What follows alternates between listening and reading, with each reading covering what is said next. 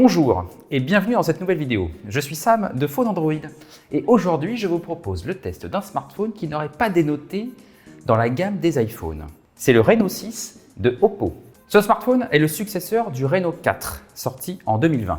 Il remplace également le Find X3 Lite sorti en début d'année 2021.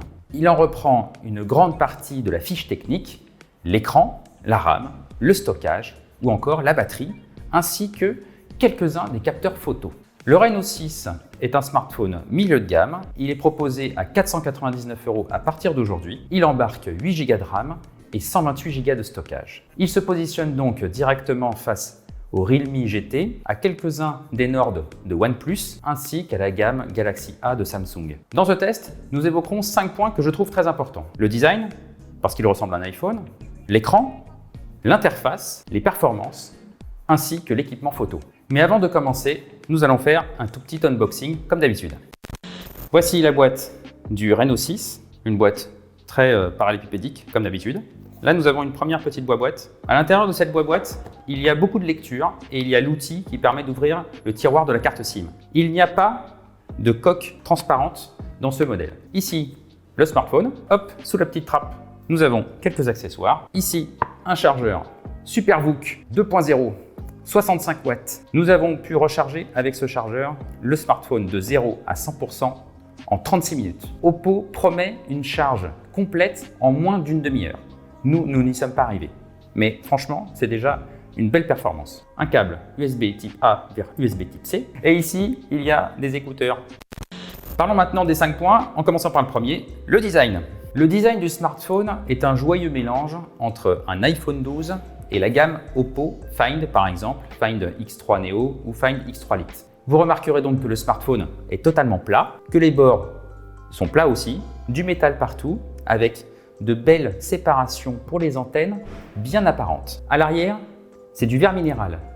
Oppo appelle ça Oppo Glow. En fait, c'est un revêtement qui fait des jolis reflets à la lumière. Et franchement, c'est très joli. Oppo, depuis plusieurs années, fait vraiment beaucoup d'efforts sur la coque de ces smartphones. Et là, encore une fois, on a quelque chose de très joli à un prix qui est quand même très abordable. À l'arrière, vous pouvez voir également le module photo rectangulaire qui ressemble davantage à la gamme Oppo Reno ou Oppo Find avec 3 capteurs et un flash. Vous remarquerez que le module n'est pas en métal mais en verre minéral. Ça, c'est très joli aussi. Les tranches donc sont en aluminium. Nous y retrouvons les éléments habituels. Ici, le bouton d'allumage.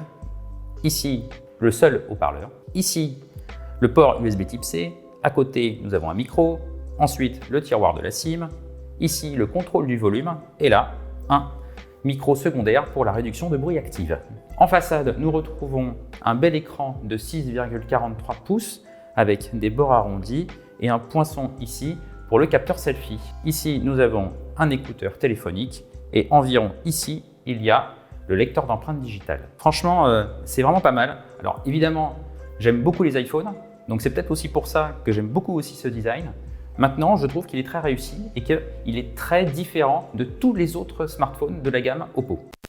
Passons au deuxième point, l'écran. Donc comme nous venons de le dire, il s'agit d'une dalle de 6,43 pouces. Elle affiche du Full HD+, pour une résolution de 409 pixels par pouce. Elle est compatible taux de rafraîchissement 90 Hz, mais évidemment vous pouvez le passer en 60 Hz quand vous le voulez. C'est une dalle qui est AMOLED, promesse de contraste profond, même infini, on peut le dire. Et la luminosité manuelle maximale de ce smartphone frôle les 500 nits ou candela par mètre carré comme vous voulez. Il y a 2 modes d'affichage des couleurs dans ce smartphone. Il y a le mode doux et le mode vif qui est par défaut. Le mode doux respecte davantage les couleurs. Son delta E moyen est de 2,1, mais la température moyenne des couleurs est de 7200 degrés, c'est très élevé. Il y a juste un bleu clair qui n'est pas très bien respecté, dont le delta E est supérieur à 4. Contrairement à d'autres smartphones de Oppo, de OnePlus ou de Realme, le mode vif n'est pas si mal ici. Certes, le delta E moyen est de 3,1, donc il est plus élevé, mais il n'est pas si élevé que ça parce qu'on a déjà vu des smartphones arriver jusqu'à 4. Et ensuite, la température des couleurs est similaire à celle du mode doux. Donc ça, c'est plutôt bien. En revanche, il y a plus de couleurs qui ne sont pas respectées dans les bleus et dans les verts. C'est un écran qui est très agréable à regarder, c'est un écran qui est très agréable à utiliser. Franchement, utilisez le mode doux, moi je vous le conseille parce que effectivement, vous aurez des très belles couleurs. Vous aurez aussi un contraste qui est largement suffisant pour tous les usages du quotidien. Et franchement, c'est un très bel écran. Bravo. Passons au troisième point, l'interface. Il s'agit ici de ColorOS 11.3. C'est la dernière version de ColorOS. Il ne s'agit pas encore de ColorOS 12 qui arrivera très prochainement, mais de la dernière évolution de celle que vous retrouvez par exemple dans les Find X3 Pro, Find X3 Neo, etc.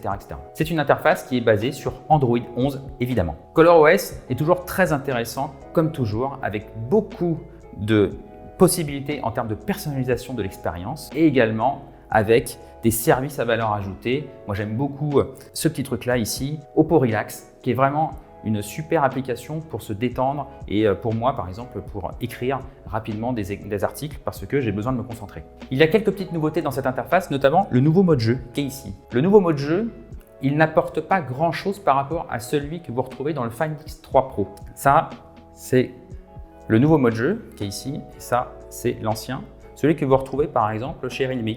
Le nouveau mode jeu offre les mêmes fonctionnalités que l'ancien, mais il y a quelques petits ajouts qui ont été par exemple importés depuis Realme. Si vous n'avez pas vu mon test sur le Realme GT Master Edition, allez le voir. Dedans, j'explique tout ce qu'il y a dans la nouvelle interface jeu qui est enrichie de plusieurs fonctionnalités. Et là, elles arrivent ici avec le menu paramètres, notamment par exemple le démarrage rapide des jeux qui permet de précharger dans la RAM les jeux que vous utilisez le plus souvent afin qu'ils se lancent plus rapidement. Ça y était pas avant et maintenant il y a ici. Il y a aussi ici un mode concentration sur le jeu, ça veut dire un mode où vous n'aurez pas les notifications et où l'interface va vraiment être silencieuse pour ne pas vous déranger. Évidemment, quand vous allez lancer un jeu, vous allez retrouver le menu habituel en glissant depuis la gauche vers le centre afin d'avoir quelques paramètres supplémentaires. ColorOS est une interface qui est très fluide, qui est très sympa à utiliser, que moi j'ai appris à connaître avec tous les tests que j'ai fait des téléphones Oppo. Et évidemment, il y a beaucoup de personnalisation,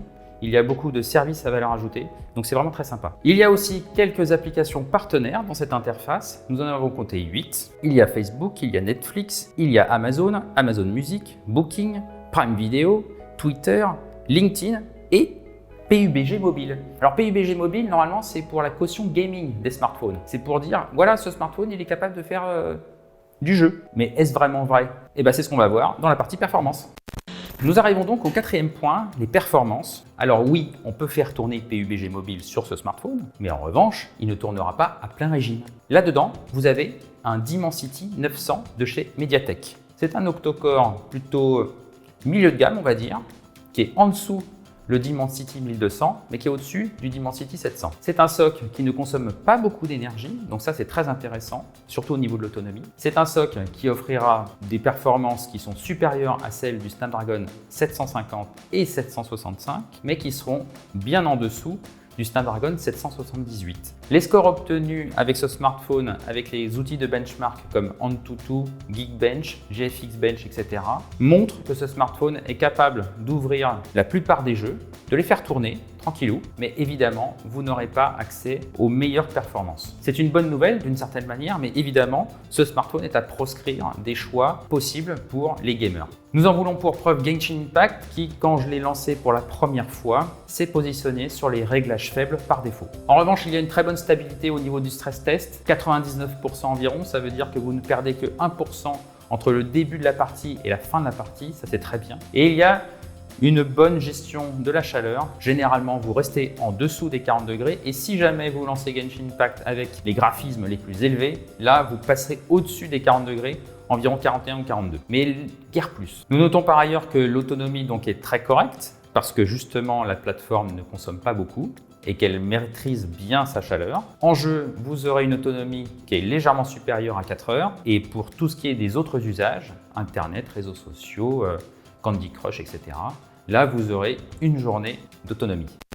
Nous passons au cinquième point, la photo. Faisons la présentation du matériel offert par le Oppo Reno 6. Ici, au milieu, vous avez le capteur principal, 64 mégapixels, avec autofocus à détection de phase et objectif ouvrant à f1.7. En haut, nous avons un capteur 8 mégapixels avec objectif ultra grand angle 119 degrés, ouvrant à f2.2. Ici, nous avons un capteur macro 2 mégapixels avec objectif ouvrant à f2.4. Et enfin, nous avons ici un capteur selfie 32 mégapixels avec un objectif ouvrant également à f2.4. Il n'y a pas de zoom optique ici, il n'y a pas de stabilisateur optique non plus. Globalement, c'est le capteur 64 mégapixels qui sera votre meilleur allié avec le Reno 6. Il offre de belles photos la journée, avec une belle maîtrise des couleurs, une belle maîtrise de la luminosité. C'est très naturel. Il n'y a pas trop de contraste, contrairement à d'autres marques chinoises, typiquement Huawei. N'hésitez pas à activer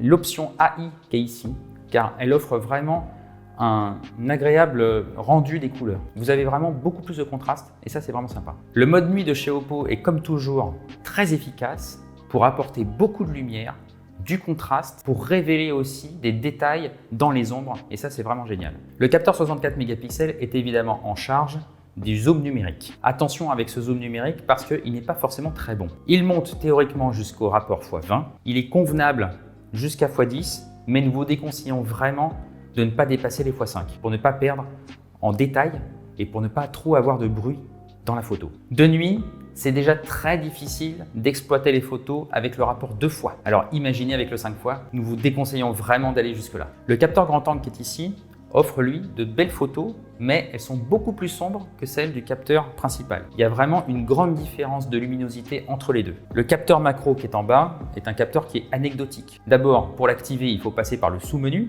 qui est maintenant un menu paramétrable, personnalisable. Vous pouvez rajouter dans ce menu principal d'autres modes qui sont accessibles normalement dans le mode plus, qui est là. Mais évidemment, il va falloir savoir qu'il y a un mode macro dans ce téléphone. Évidemment, il y a un mode macro, il est ici. Le résultat des photos avec le capteur macro ne sont pas bons.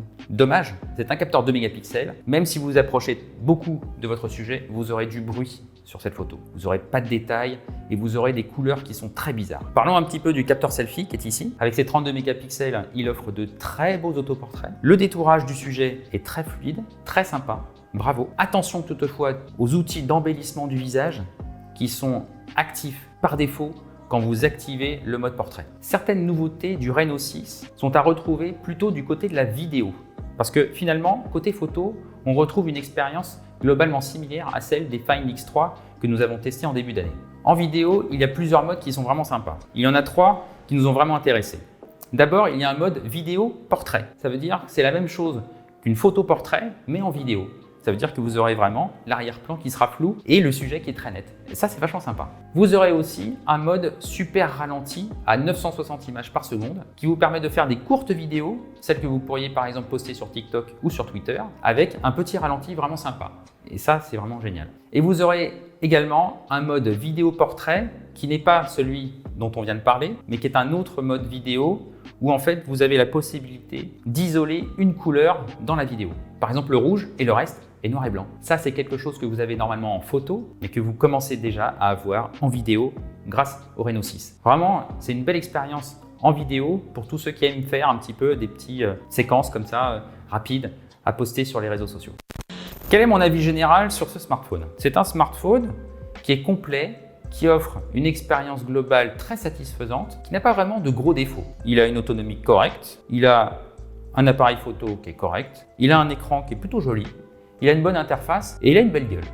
Donc franchement, c'est plutôt pas mal comme ça. Bien sûr, il ne sera pas aussi puissant qu'un Realme GT. Bien sûr, il ne sera pas le meilleur en photo sur sa gamme de prix. Mais en revanche, c'est vrai que globalement, c'est plutôt un bon smartphone. Moi, ce qui me dérange avec ce smartphone, c'est juste que finalement, il n'a pas un atout différenciant par rapport à la gamme vraiment énorme de smartphones que vous pourrez retrouver en magasin. Parce qu'à 499 €, évidemment, il y a une grosse concurrence avec des téléphones qui sont vraiment spéqués pour faire quelques petites choses très particulières. On parle du gaming, on parle de la photo, on peut parler de la vidéo, etc. Là, franchement, c'est un smartphone qui fait tout bien, mais qui n'excelle en rien. Nous sommes donc arrivés au terme de ce test. Merci beaucoup de nous avoir suivis jusqu'ici. Retrouvez en description, en dessous, un lien vers mon test complet avec tous les benchmarks, avec toutes les photos que j'ai faites avec ce produit et bien d'autres informations encore. Si ce test vous a plu, n'hésitez pas à me mettre un petit pouce bleu. Sinon, n'hésitez pas non plus à vous abonner à notre chaîne, à activer les notifications pour ne rater aucun autre rendez-vous. Pour ma part, on se retrouve très bientôt sur la chaîne Phone Android. Allez, d'ici là, ciao et portez-vous bien.